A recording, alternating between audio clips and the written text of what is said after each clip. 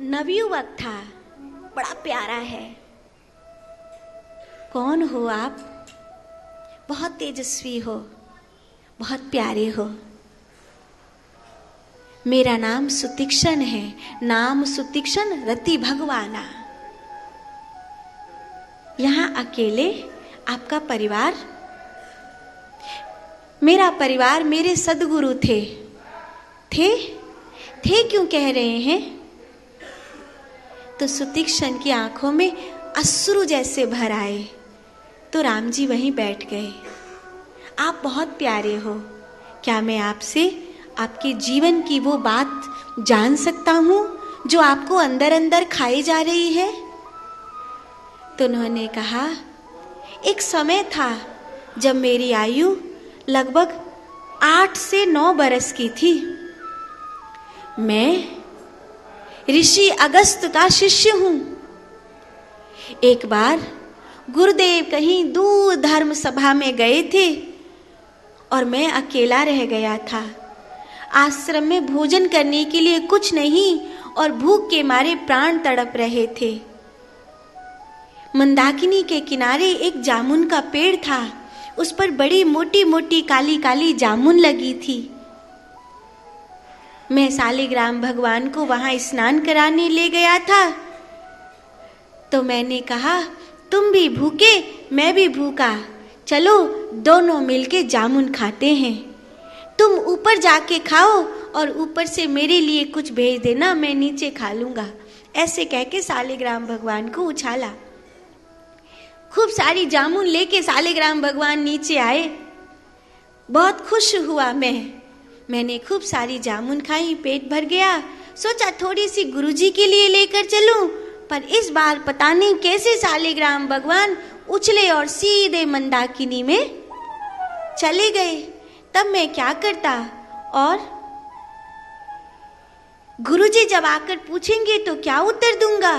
तो एक मोटी सी काली सी जामुन थी, उस पर तिलक चंदन लगा के बढ़िया फूलों के बीच में सजा के सिंहासन पर बिठा दिया। जब अगस्त मुनि लौटे, सुतीक्षण ध्यान में बैठा था। रोज कहता था, ध्यान किया कर, ध्यान किया कर, ध्यान किया कर। कभी तो शांति से बैठता नहीं था। चलो आज तो सुधर गया, आज तो ध्यान में बैठा है। तो गुरुजी राजी हो गए, खुश हो गए। फिर अपने मंदिर में ठाकुर जी को प्रणाम करने गए तो बोले, आज भगवान कुछ चिकने चिकने दिखाई दे रहे हैं। तो उन्होंने फूलों के बीच में से उठाया तो देखा ये तो शालिग्राम नहीं है। और जैसे ही ऐसे किया तो जामुन एक और गुठली एक और। हाथ में लोटा था, नवाने की तैयारी में थे।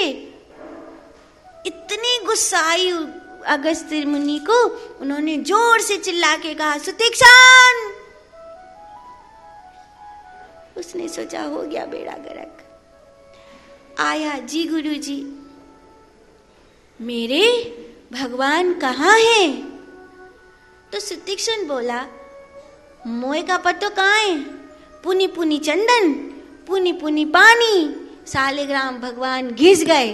अब हम कहाँ जानी, अब हमें कहाँ पता। और उस दिन अगस्त मुनि ने मुझे आश्रम से निकाल दिया, ये कहकर कि जब तक मेरे भगवान को वापस न लाए मुझे अपना मुख न दिखाना। तो राम जी मुस्कुराने लगे, हंस गए। तो सुतीक्षण कहता है, आपको मेरे दुख पर हंसी आ रही है? नहीं, ऐसा कुछ नहीं। चलो, आपके गुरुजी से हमें नहीं मिलाओगे? मैं वहां नहीं जा सकता। अच्छा चलो, तुम्हारे शालिग्राम भगवान को ढूंढते हैं। और वहां जब राम जी पहुंचे और राम जी ने सुतीक्षण से कहा, आंख मीच के प्रार्थना करो, हे मंदाकिनी मुझे शालिग्राम भगवान वापस दे दे। सुतीक्षण आंख मीच कर प्रार्थना करने लगा और भगवान राम ने मंदाकिनी के जल को छुआ।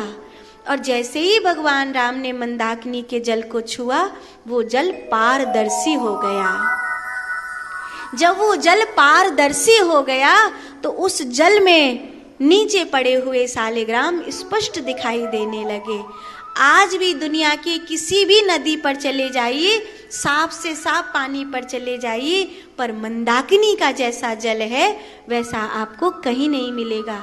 वो चाहे कितनी भी मैली हो गई हो, पर आप वहाँ जा कर के देखना कि वहाँ पर सिक्का नीचे पड़ा है, तो ये 2 का सिक्का है या 1 का सिक्का है, वो भी स्पष्ट दिखाई दे जाता है। इतना पारदर्शी जल है वो।